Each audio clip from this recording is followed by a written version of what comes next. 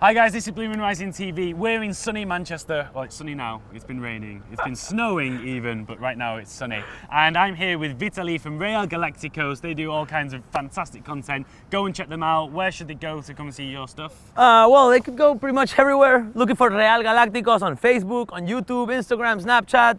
We're bringing you daily content about Real Madrid. Brilliant, and we'll be there next week doing some more stuff with them, so make sure you come back for that. Right now we're going to get into the game from last night, discuss how we think it went, who was the better team, who's happier. So let's get started. The big news last night, as City fans, we were all so delighted to hear, was no Cristiano Ronaldo. When we heard that, I think that boosted everybody a little bit, all the City fans. Did that send you a bit downhill when you heard he wasn't playing? Yeah, I have to be honest with you, because we thought he was going to play. He didn't play the game before in Vallecas, and the story was he was being saved to be 100% for this game. Yeah. And actually, I found out he wasn't playing outside the stadium when you were given the lineups in that big screen. The fans one was amazing. Yeah, I have to say that I loved square.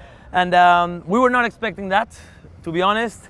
And yeah, we were kind of bummed that he didn't play because we always count on him for big games like this. One thing people were saying about Ronaldo is he was not showing up in big games, but in the last month he has. He scored against Barcelona, he scored in that comeback against Wolfsburg.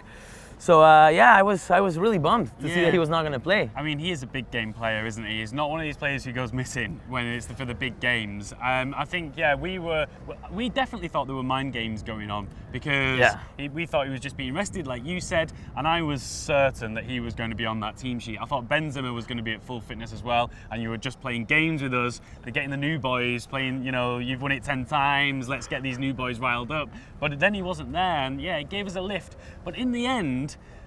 Okay, so you didn't have the attacking prowess. Do you think if he was playing, the result might have been different? Just to say something else about that, like I found out he was not going to play when the lineup came out, and I thought he was going to be on the bench maybe to come in the second half, and then the bench list came out, and he was not even there.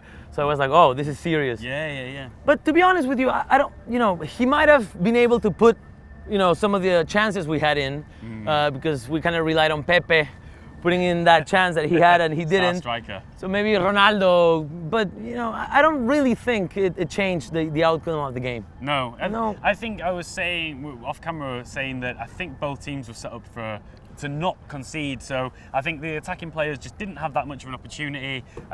Our players who we were expecting to score the goals, Sergio Aguero, Kevin De Bruyne, they didn't really have much to do. So yeah, who knows? Maybe it wouldn't have made that much of a difference. But Ronaldo's always capable. So he could have easily bagged one. You never know. You never know. It's more like a psychological game as well, especially here in Manchester, I guess, since he's such a big Man United thing. Yeah, I don't think people here like him at all. No, they don't. I got that feeling yesterday. Yeah, you get that feeling. If someone's played for Manchester United, I think you can understand that. Yeah. You get the feeling of you've had Barcelona players who've played for Real and vice versa, and you know what it can be like. Yeah, it's true, but I don't know. I was bummed to see Ronaldo not playing, but I hope he's back for the second game. Yeah, it's now a doubt too. Yeah, so we're pretty tense about that. That's crazy. I was so sure he was going to be fit, but yeah, maybe he's not there next week. What do you think, guys? If Ronaldo's not there next week, how much of an advantage does that give us at the Bernabeu? I think it helps us a lot, let's not lie. Let's move on to the result now, 0-0. It's a funny one. Like we said, I think both teams were set up to not let the other team concede, which worked for both especially in teams. the first half, I think. Yeah. They both were very precautious. We're talking about it yesterday. We don't know if it was like fear, respect, or just, cautiousness. Yeah. But the first half was kind of tactical. We just, like, as you were saying, they were more worried about the other team not scoring than to actually generating chances. And at the end of the game then, I think all City fans were trying to work out, are we happy with that? Should we be happy with that? I think we're more or less, we can take that. We're 0-0, you didn't score an away goal, which means quite a lot. So what do you make of it? 0-0, are you happy with that or not? I think not really. It really depends on the game, like to see how happy I am about a result. Because if it had been a game where Man City had been attacking the whole game and we kind of miraculously came out with a 0-0, I'd be happy. Yeah. But after the first half, 0-0 was just fair. Yeah. It couldn't have been anything else.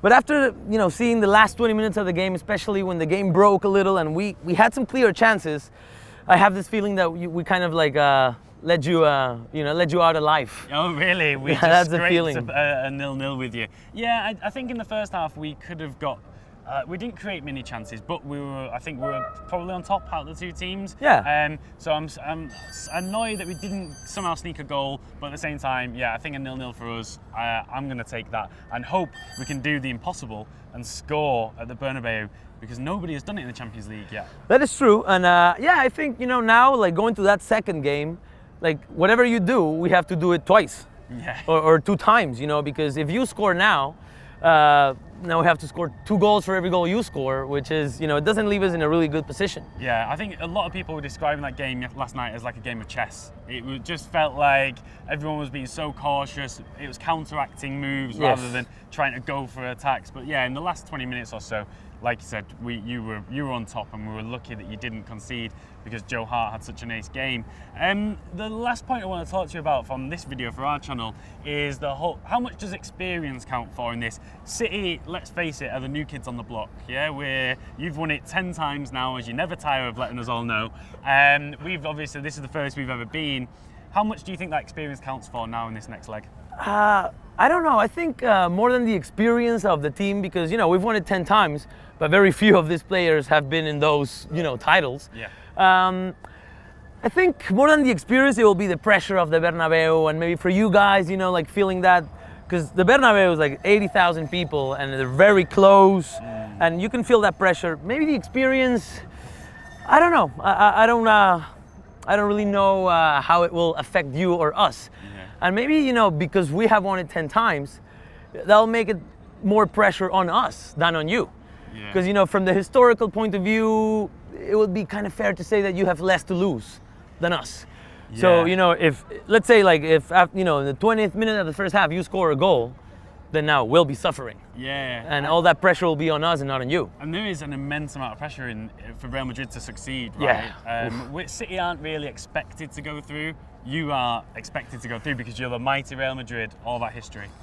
I think, if you went through, we would see it as a big flop, I think the other way around might not be that way. But maybe I'm wrong, I don't know. Yeah, no, I agree with you. And I think when Chelsea won it a few years ago, no one was expecting that. But being the underdog, sometimes it just you just get through there and you just keep snatching goals and getting an away goal. Messi missing penalties like he did against Chelsea. I'm sure you enjoyed that too. Yeah. It can happen. So who knows? Okay, so for the next 3 questions, we're going to head over to your channel, right? Yeah, Blue Moon Rising. It's been a pleasure to be on your channel. Paul, you've been a great host. See you next week. For part 2, come to Real Galacticos and check me out and Paul talking about some more stuff about this very important game. Go and check it out.